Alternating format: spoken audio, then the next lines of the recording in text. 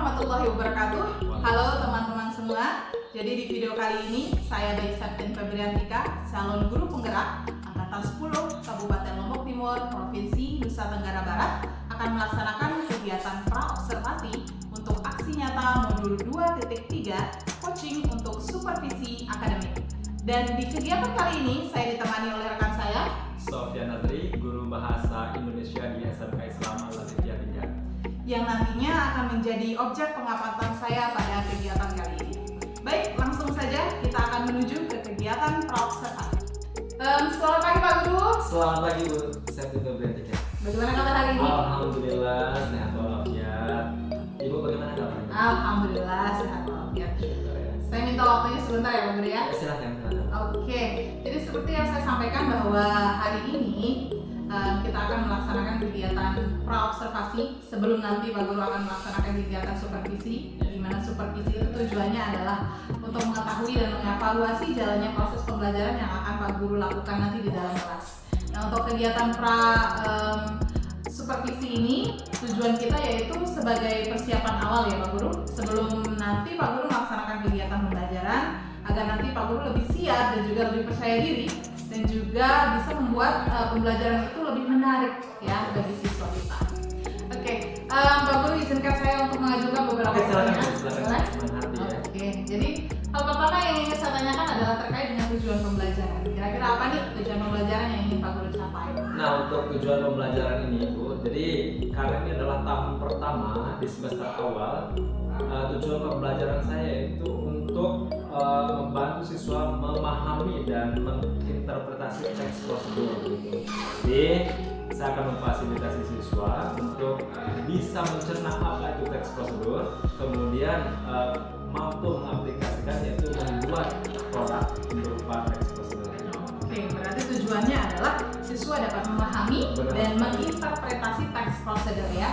Oke, baik. Lalu selanjutnya untuk area pengembangan apa nih yang ingin Pak Guru kembangkan dari siswa kita? Nah, kalau untuk area pengembangan ini, jadi saya akan lebih fokus kepada peningkatan keterampilan siswa, Bu. Nah, jadi karena materi utamanya adalah teks prosedur, jadi yang akan saya fokuskan adalah meningkatkan keterampilan siswa dalam memahami dan menciptakan secara langsung teks prosedur. Jadi ini adalah tahapan awal. Oke, luar biasa. Berarti area pengembangannya adalah meningkatkan keterampilan siswa. Benar. Ya Pak Guru ya. Oke.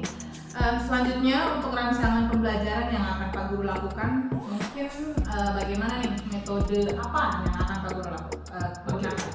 Nah, jadi saya biasa menggunakan metode problem based learning, yaitu metode pembelajaran yang fokus kepada penyelesaian masalah. Nah, jadi pada tahapan ini saya akan mengajak siswa untuk mencerna dan mencari apa masalah yang ingin diselesaikan, kemudian untuk mencari solusinya bersama-sama.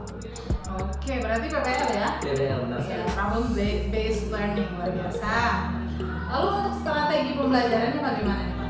Nah, untuk strategi pembelajaran saya menggunakan strategi pembelajaran berdiferensiasi Bu, yang fokusnya kepada pengembangan konten, kemudian proses dan produk. Nah, ini tentunya akan saya integrasikan dengan PSJ Bu, pembelajaran sosial dan emosional begitu, berkaitan dia secara langsung. Oke, luar biasa ya.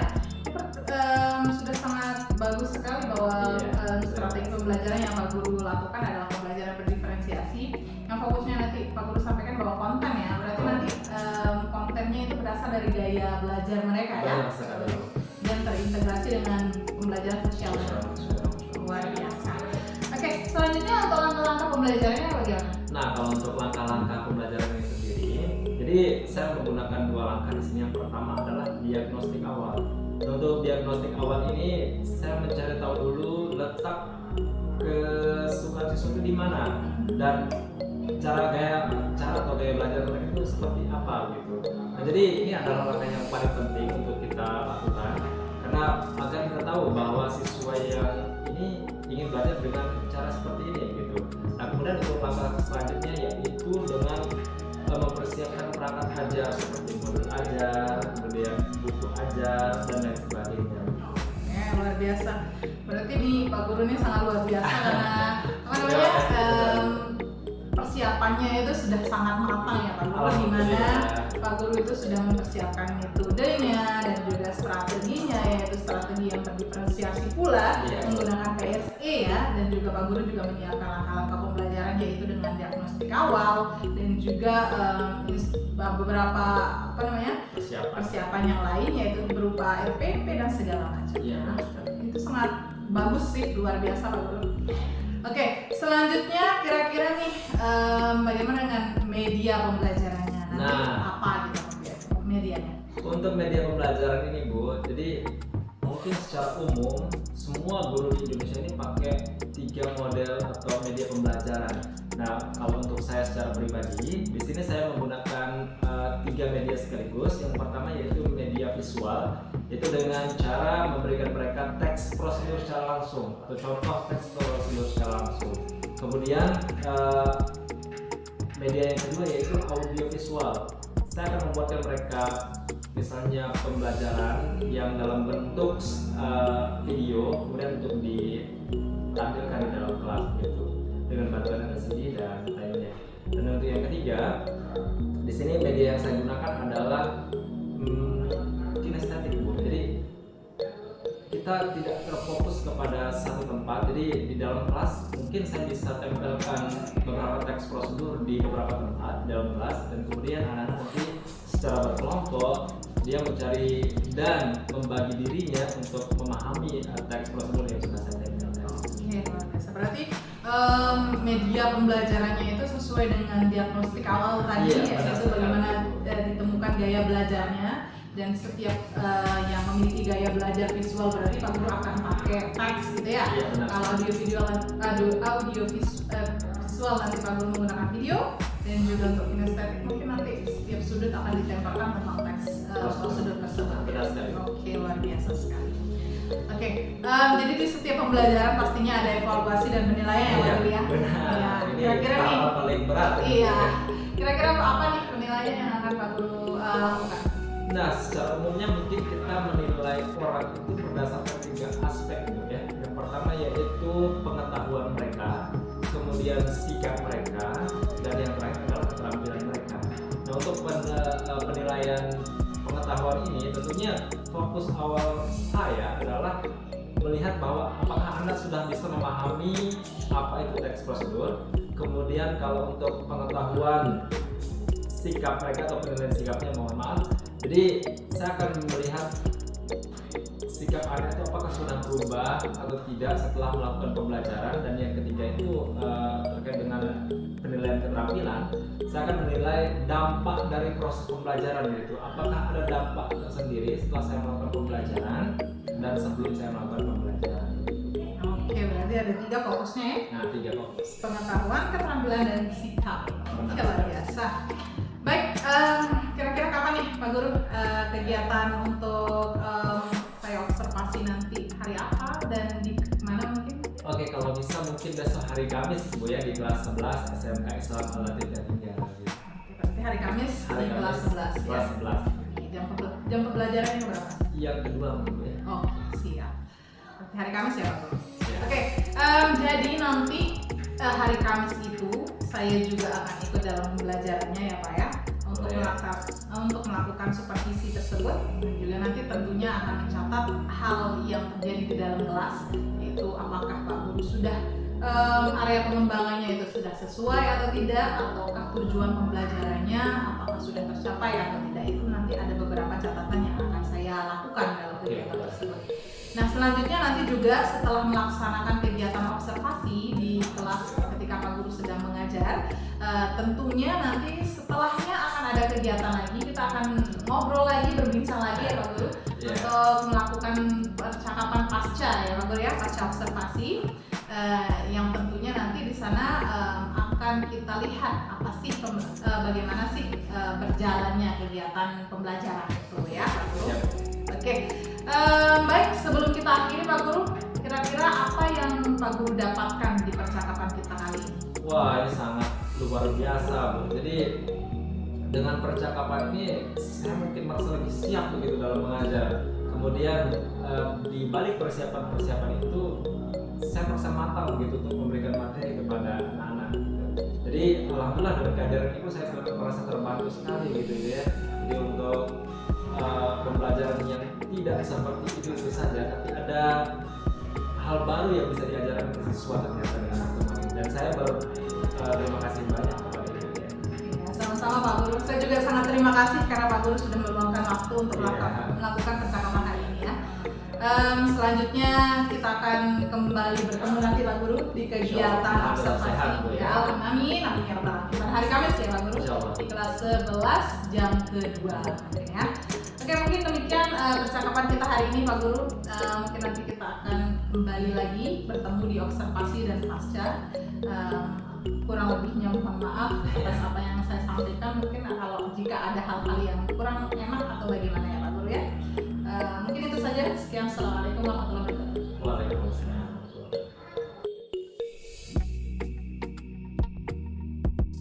Assalamualaikum warahmatullahi wabarakatuh. Halo teman-teman semua, pada kesempatan kali ini saya akan melanjutkan kegiatan supervisi akademik di mana pada kegiatan sebelumnya telah melaksanakan kegiatan praobservasi dan hari ini akan melanjutkan dengan kegiatan observasi tentunya bersama dengan Bapak Sofyan Nazri. Bagaimana Pak? Hari ini sudah siap? Insya Allah siap, Bu. Semangat. Oke, kita langsung saja kepada kegiatan belajar mengajarnya dan tentunya nanti akan saya pantau ya Pak Guru dan saya akan berada di belakang untuk melihat bagaimana kegiatan belajar mengajar hari ini. Baik, siap. Kita lanjutkan saja. Assalamualaikum warahmatullahi wabarakatuh. Waalaikumsalam warahmatullahi wabarakatuh. Alhamdulillah, nama batu, apa kabar semuanya anak? Alhamdulillah, luar biasa, baik-baik saja, subhanallah, Allahu Akbar. Bagus, alhamdulillah semuanya masih bersemangat hari ini ya. Alhamdulillah. Jadi di pagi hari ini sebelum kita mulai belajar, terlebih dahulu kita harus berdoa kepada Tuhan Yang Maha Kuasa agar semua aktivitas kita lancar dan apa yang kita harapkan itu bisa tercapai. Mari kita sama-sama berdoa. Berdoa dimulai. Bismillahirrahmanirrahim.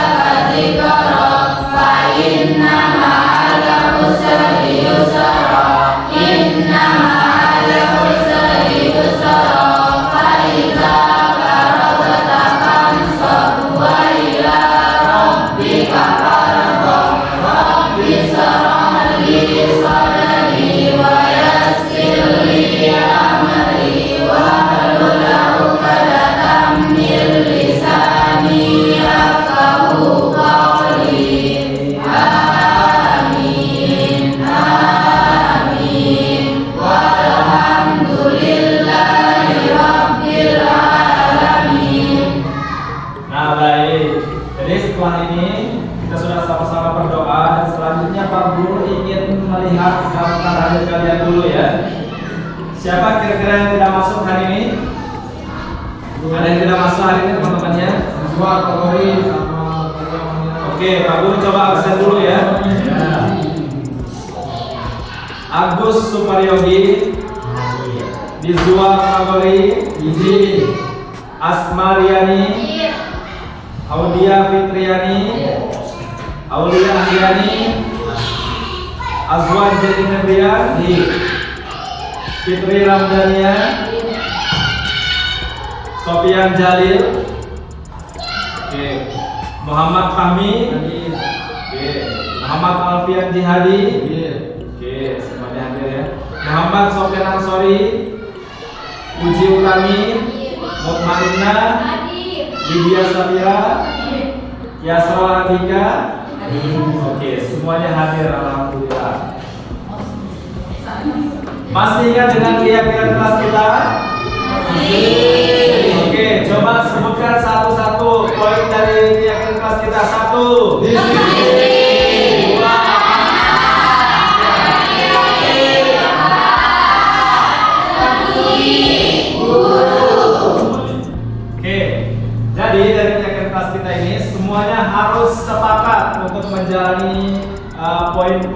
dari kegiatan kelas itu. Nah, untuk itu ada yang masih ingat materi yang lalu tentang teks observasi? Ada yang masih ingat tentang teks observasi? Observasi, teks observasi. Oke, jadi sekali lagi Pak Guru ingatkan, teks observasi itu adalah teks yang memberikan pengamatan, gitu ya. Jadi sekali lagi teks observasi adalah teks pengamatan. Nah, sekarang kita akan beralih ke materi selanjutnya, yaitu tentang teks prosedur. Ya, tentang teks prosedur. Teks prosedur.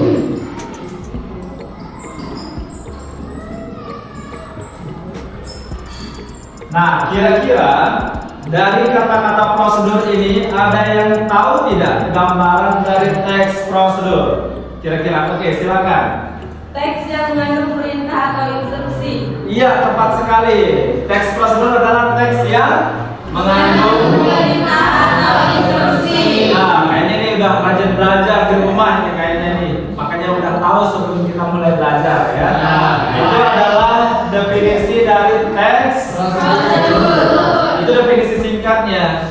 Tapi ada yang jauh lebih luas. Nah, gini ya. Sebelum Pak Guru mulai membahas tentang teks prosedur ini, jadi Pak Guru akan menyampaikan dulu tujuan pembelajaran kita pada hari ini. Nah, jadi tujuan pembelajaran kita adalah menganalisis, memahami, dan menginterpretasikan teks prosedur. Nah, jadi setelah kita nanti membahas tentang definisi teks prosedur, kita akan mencoba menginterpretasikan atau menafsirkan maksudnya, dan kemudian setelah itu baru membuat teks prosedur. Udah sepakat? Udah semangat semuanya?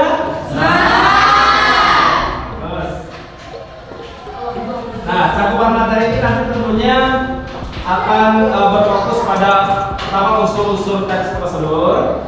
Mohon maaf, satu definisi teks prosedur, kemudian unsur-unsurnya dan cara pembuatannya. Itu cakupan materi kita ya.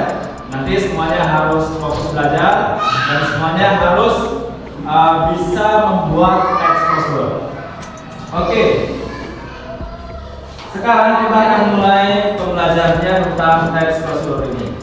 Pak Guru punya 5 buah paket. Nanti dari paket ini Pak Guru akan kelompokkan menjadi 5 kelompok. Ya.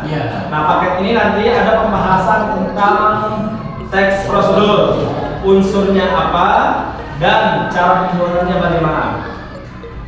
Di sini ada sekitar 23 orang ya. Jadi Pak Guru akan kelompokkan menjadi 5 kelompok. Ini kelompok 1 yang cuma 3 orang ya. Ini kelompok 2, ini kelompok 3, yang ini kelompok 4, dan itu yang kelompok 5. Nah, masing-masing sekarang punya buku yang mengandung penjelasan tentang teks prosedur. Oke, sudah. Coba buka di halaman 3 ya. Oke, silakan.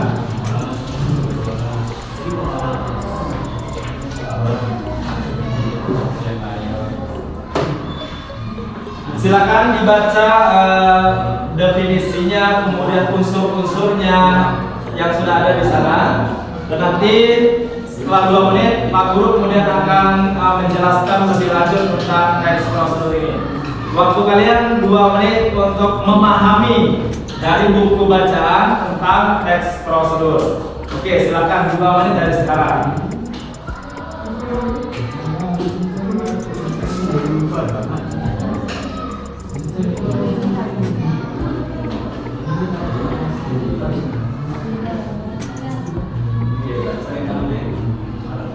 Silakan didiskusikan bersama kelompoknya tentang definisinya teks prosedur, unsur-unsurnya bagaimana, dan cara pembuatannya seperti apa.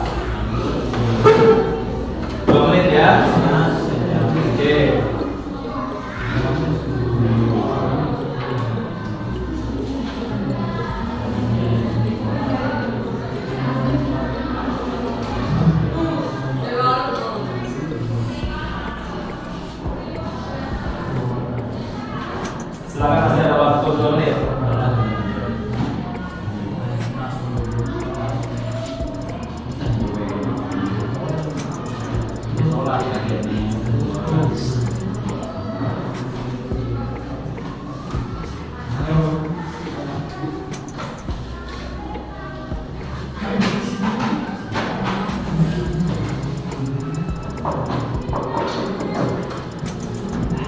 jadi karena kita menggunakan kurikulum merdeka, jadi semuanya harus kreatif dan mandiri ya cara pembelajarannya. Semuanya cari tahu dulu sebelum nanti kita diskusikan bersama tentang teks prosedur ini. Masih ada waktu tinggal 1 menit lagi untuk memahami tentang teks prosedur ini. Silakan diskusikan bersama kelompoknya.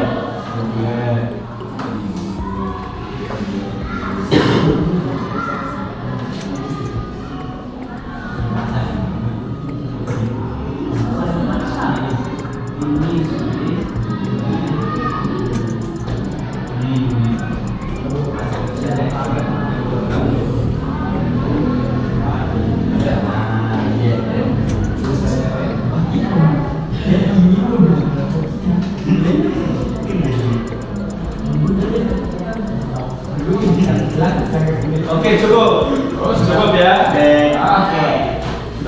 Nah, sekarang tentunya kalian sudah ada gambaran tentang teks prosedur ini.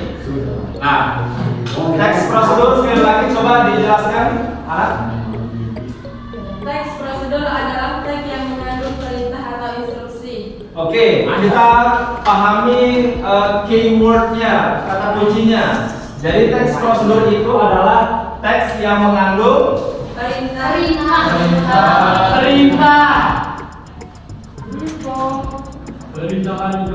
Nah, perintah di sini bukan dalam tanda kutip yang negatif ya. Jadi perintah di sini dikategorikan sebagai instruksi, bukan memerintahkan seseorang untuk melakukan sesuatu yang negatif tentunya. Tapi sih cara atau tata cara yang harus dilakukan dalam mencapai sesuatu itu adalah makna dari teks prosedur. Tentunya teks prosedur ini sudah ada dalam kehidupan kita sehari-hari. Mulai dari aktivitas kita, kemudian cara kita menjalani hidup, semuanya ada tertuang dalam teks prosedur. Cuma tanpa kita sadari teks prosedur ini tidak kita pahami secara mendalam. Padahal dalam kehidupan sehari-hari sering kita lakukan. Contoh, satu, misalnya cara mengirim pesan melalui WhatsApp. Itu adalah kegiatan kita sehari-hari. Bisa dibuat dalam teks prosedur, dalam gambaran singkatnya, mulai dari bahan apa yang digunakan, kemudian cara apa yang harus digunakan dan langkah-langkahnya.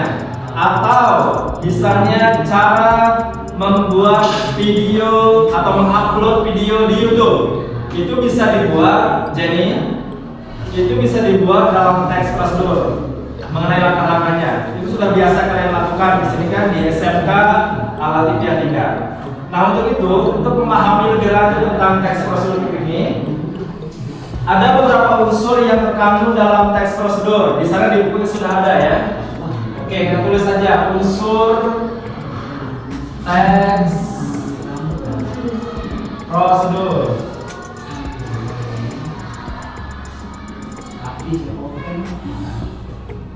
Oke, satu, silakan unsur teks prosedur yang pertama, siapa yang tahu satu? Unsur teks prosedur yang pertama, satu, kira-kira dari buku bacaan itu yang pertama unsur dari teks prosedur adalah ya. Mengandung perintah. Oke, yang pertama pasti mengandung perintah, ya. Mengandung perintah. Yang kedua ada yang tahu? Deskripsi bahan. Oke, yang kedua apa? Deskripsi bahan. Deskripsi bahan. Bahan atau media ya. Yang ketiga ada yang tahu dari pemahaman buku itu? Cara yang harus dilakukan. Bagus, cara yang harus dilakukan atau langkah-langkah ya. Langkah. Selanjutnya ada yang tahu? Menggunakan bahasa aktif. Benar sekali. Jadi dalam teks prosedur ini wajib menggunakan bahasa yang aktif. Oke. Menggunakan bahasa aktif. Ada yang lain? unsur dari teks prosedur? Tidak. Cukup ya. Nah, jadi ada 4 unsur teks prosedur. Untuk membuat teks prosedur, tentunya kita harus memahami unsur apa yang terkandung di dalamnya. Yang pertama adalah Mengandung perintah. yang kedua, Esensi. yang ketiga, Pak. Oke, sekarang Pak Guru akan membagikan menjadi 3 kelompok berdasarkan model pembelajaran kita. Ya, di sini ada yang belajar melalui media audio visual. Di sini ada yang belajar melalui kinestetik dan di sini ada yang belajar melalui media visual. Nah, jadi dari 3 kelompok ini, sekarang silakan kalian yang belajar dari media visual, audio visual, silakan buka HP. Aku sudah kirimkan link di sana dan coba telaah lebih dalam tentang teks prosedur ini. Silakan lihat HP-nya, buka HP-nya. Buka HP-nya ya. Oke, sudah. Dan coba pahami lebih lanjutnya, diskusikan bersama teman yang lain. Nah, di sini sekarang aku sudah bagikan tadi contoh buku dan contoh teks prosedur. Silakan untuk dianalisis bersama, dipahami bersama, dan coba diskusikan cara pembuatannya. Ya, dari contoh itu berdasarkan contoh itu. Silakan nanti hasilkan produk sendiri atau hasil sendiri berdasarkan hasil diskusi. Oke, di sini sekarang kalian belajar melalui media yang ketiga itu pembelajaran diferensiasi. Nanti kalian akan mencari beberapa teks prosedur yang Pak Guru sudah tempelkan di kelas. Ya, ada beberapa teks prosedur yang sudah Pak Guru tempelkan di kelas. Silakan nanti cari teks itu dan kemudian pahami, pelajari, dan coba untuk membuat teks yang baru berdasarkan contoh dari teks yang sudah Pak Guru tempelkan di kelas ini. Oke, silakan cari teks yang ada di kelas kita. Silakan.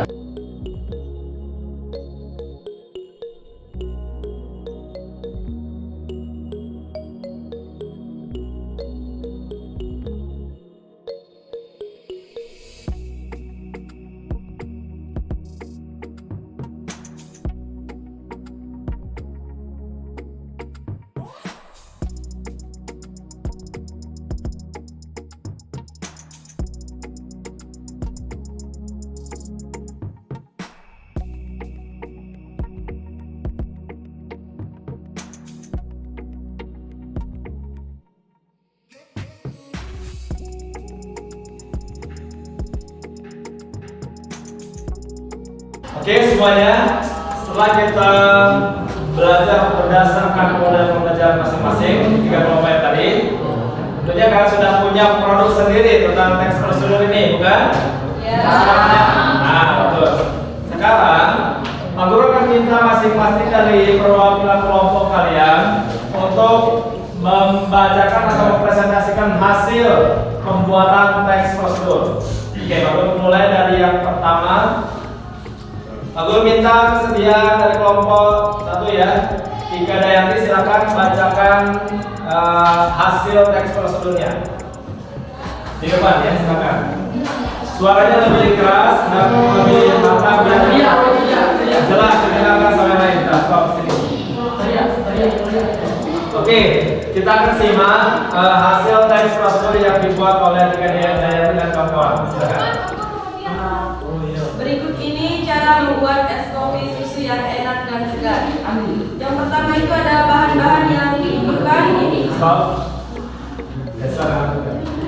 Yang pertama 2 sendok kopi bubuk, 1 sendok susu, gula sesuai selera dan air panas. Yang kedua yaitu alat-alat yang dibutuhkan. Yang pertama ada gelas, yang kedua ada sendok teh. Dan yang ketiga itu cara membuat es kopi susu. Pertama-tama masukkan gula dan kopi ke dalam gelas, lalu tuangkan air hangat dan aduk kopi hingga larut.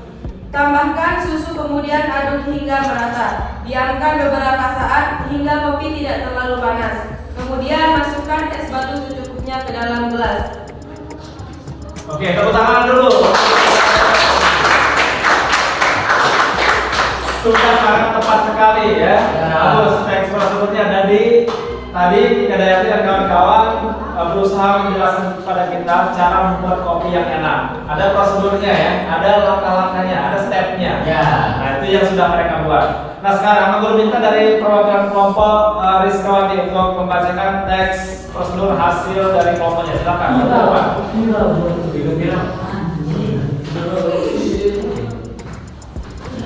Oke, diperhatikan ya, silakan. Assalamualaikum. Terus bacakan itu. Assalamualaikum warahmatullahi wabarakatuh.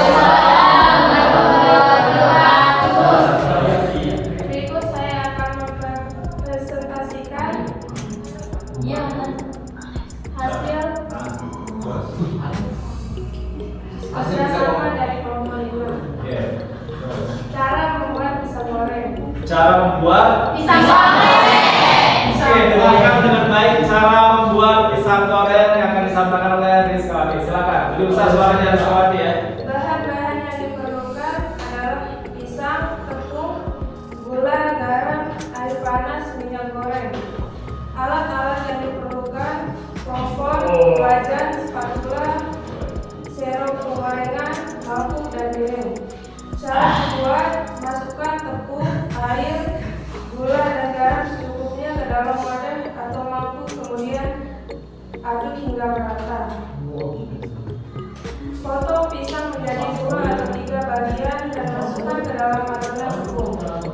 Panaskan minyak goreng di atas wajan. Masukkan pisang ke dalam wajan. Tunggu hingga matang dan berubah warna menjadi coklat keemasan.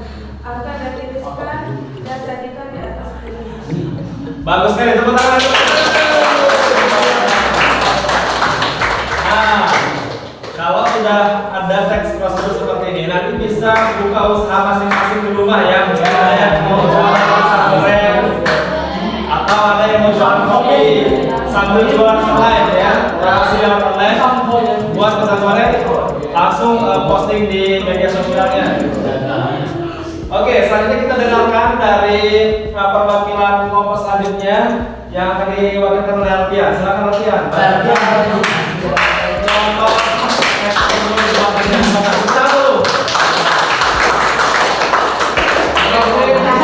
suaranya lebih besar ya, cowok harus lebih gagah lagi. Oke, gas. Assalamualaikum warahmatullahi wabarakatuh.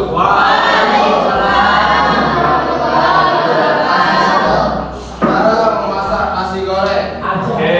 Nasi goreng adalah satu menu kegemaran banyak orang dan cukup mudah untuk dibuat di rumah. Berikut cara untuk membuat nasi goreng sendiri. Bahan-bahan yang perlu disiapkan untuk 1 porsi nasi goreng. 1. Nasi yang sudah dingin. Bawang putih 3 siung. 3. Cabai rawit 3 buah. 4. Telur 1 butir. 5. Bawang merah 3 siung.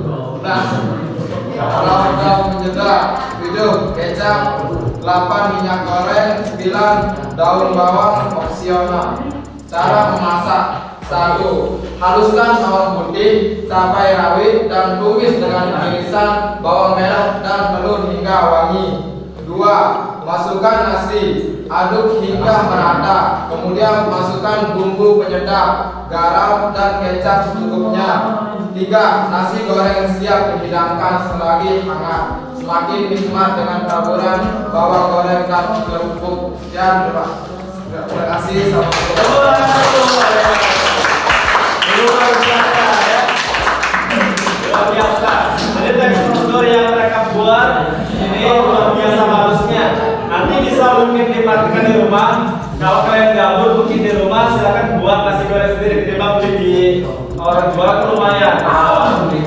Kalau mari lumayan habis semua. Oke, so jadi semuanya sudah kira-kira sudah paham tidak tentang teks prosedur ini kira-kira? Semuanya sekali lagi, semuanya paham tentang teks prosedur? Oke, alhamdulillah. Sekarang sebagai kegiatan terakhir, ya, Pak Guru akan simpulkan di sini tentang teks prosedur ini. Jadi kesimpulannya teks prosedur itu adalah teks yang berisi tentang instruksi atau perintah. Nah, kalian sudah bisa membuat teks prosedur itu. Silakan kembangkan di rumah. Buat masing-masing teks prosedur di rumah nanti, dan Pak Guru akan periksa minggu depan. Ya, silakan masing-masing orang harus berbeda teks prosedur yang dibuat. Ya, silakan kalian buat berdasarkan hobi kalian masing-masing. Buat teks prosedur berdasarkan hobi masing-masing. Dikumpulkan minggu depan, Pak Guru akan periksa. Nanti akan Pak Guru kasih nilai untuk nilai hariannya. Oke? Sepakat? Sepakat. Oke, demikian pertemuan kita pada hari yang berbahagia ini. Untuk lebih barokahnya, mari kita betul dengan bersama melafazkan alhamdulillah.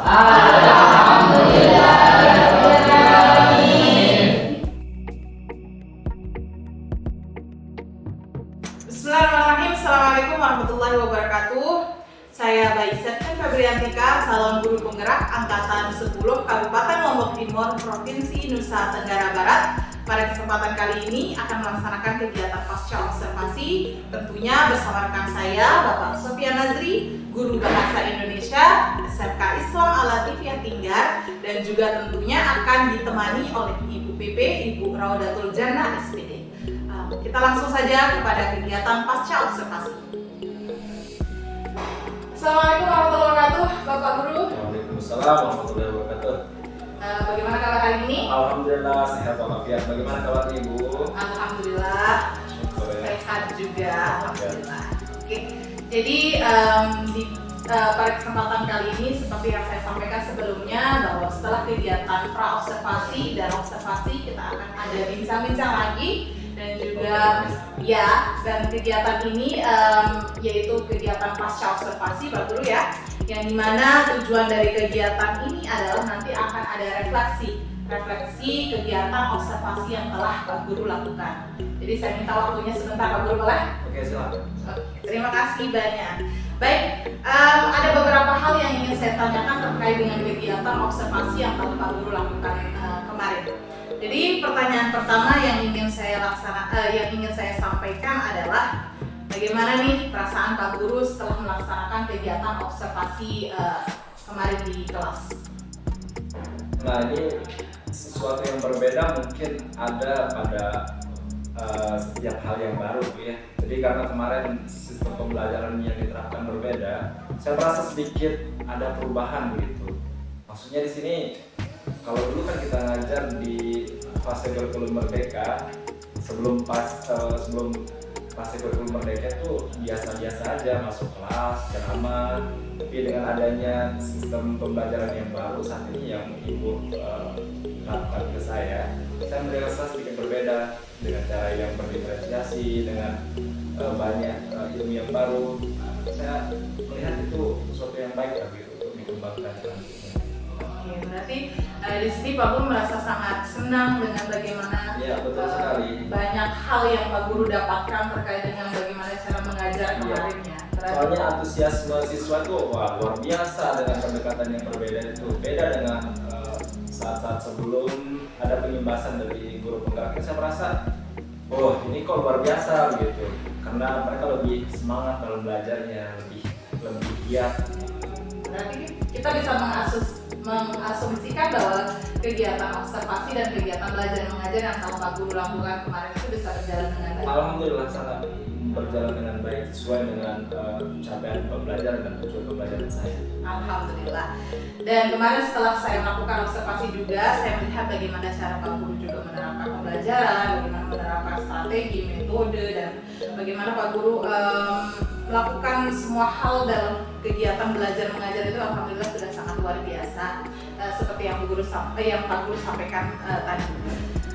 Dan selanjutnya saya ingin tanyakan di sini adalah lalu bagaimana dengan area pengembangan dan juga tujuan pembelajaran yang Pak Guru sampaikan, apakah sudah sesuai atau bagaimana?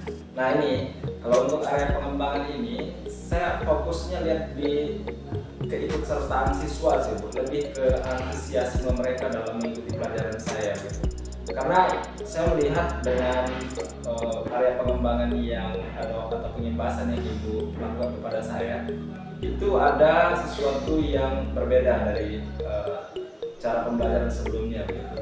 Jadi kalau dulu mungkin kita belajarnya ya biasa-biasa aja, ceramah, diskusi, tapi sekarang contohnya dengan pembelajaran berdiferensiasi kemarin, saya merasakan ada kegiatan yang wah ini luar biasa ternyata. Ada yang minat anak mungkin senang membaca, itu kita oke, silakan kamu membaca.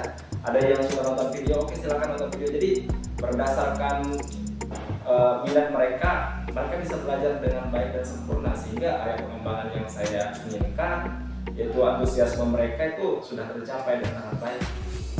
Berarti di sini area pengembangannya sudah terlihat cukup baik dan juga bagaimana lalu dengan tujuan pembelajaran? Nah ini kalau untuk tujuan pembelajaran, karena saya di sini di semester awal ini fokusnya tentang teks prosedur. Jadi setelah area pengembangannya sudah dapat, nah nanti tujuan pembelajaran saya juga secara otomatis nanti akan dapat. Jadi tujuan pembelajaran kami di sini untuk di kelas 11 untuk semester awal ini itu pembelajaran tentang teks prosedur. Dan itu sudah dicapai dengan banyaknya pengetahuan anak tentang konsep awal dari teks prosedur dan bagaimana cara pembuatannya, itu sudah kami terapkan di kelas. Oke, alhamdulillah. Berarti di sini seperti yang Pak Guru sampaikan bahwa kegiatan belajar mengajar yang luar biasa dengan strategi berdiferensiasi itu sudah sangat berhasil diterapkan kepada anak. Dan anak-anak juga terlihat sangat aktif ya Pak Guru ya. Sangat aktif sekali. Di mana Pak Guru kemarin itu juga sudah menerapkan memetakan mulai dari diagnostik awal bagaimana kesiapan belajar anak dengan gaya belajar mereka. Lalu Pak Guru juga di dalam kelas sudah memetakan anak-anak dengan gaya belajar visual, audio visual dan kinestetik. Dan itu seperti yang Pak Guru sampaikan bahwa tujuan pembelajaran yang ingin Pak Guru capai alhamdulillah sudah dicapai oleh anak-anak ya. Ya betul. Oke, luar biasa sekali. Saya juga sangat senang dengan keadaan seperti itu. Bagaimana apapun yang sudah Pak Guru persiapkan dari awal, mulai dari rencana semuanya sudah sudah dilaksanakan dengan sebaik mungkin.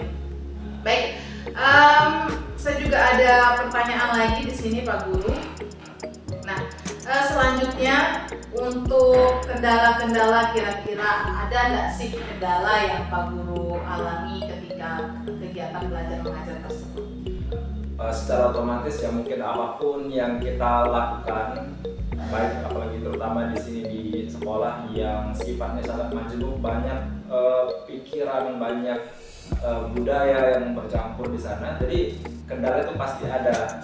Karena misalnya saya lihat dengan sistem pembelajaran yang baru ini, dengan pembelajaran berdiferensiasi, meskipun kita terapkan 3 pola itu, visual, audio visual dan kinestetik, itu masih ada aja 1, 2, atau 3 orang anak yang mungkin karena pada dasarnya mereka punya masalah pribadi di luar konteks sekolah, jadi itu yang terbawa ke sekolah. Ada anak yang tidak terlalu fokus begitu untuk mengikuti pelajaran saya. Ada yang tidur, mungkin karena wallahualam saya nggak tahu masalah awalnya itu apa, tapi tidak 100% semua anak itu antusias dalam belajar. Ada 1-2 orang yang kurang memahami, bahkan kurang antusias gitu mengikuti pelajaran saya. Tapi ini tentunya hal yang biasa. Secara mungkin kami akan melakukan perubahan, melakukan pendekatan yang lebih baik. Kita cari diagnostiknya dulu, masalahnya apa agar dicarikan solusi yang lebih baik. Oke. Lalu kira-kira langkah konkret apa nih yang ingin Pak Guru lakukan untuk mengatasi masalah tersebut? Nah, ini perlu campur tangan dari guru konseling juga nanti. Saya akan melibatkan guru konseling karena ini masalah psikologi mungkin ya. Kita mungkin tidak pernah tahu anak ini ternyata di luar lingkungan sekolah mereka ternyata ada satu hal yang tidak baik untuk dilaksanakan. Karena terus terang saja kalau ada anak yang tidak antusiasmenya tidak sama merata dengan anak yang lain dengan sistem pembelajaran yang kita terapkan yang baru, itu besar kemungkinan mereka punya masalah di luar lingkungan sekolah.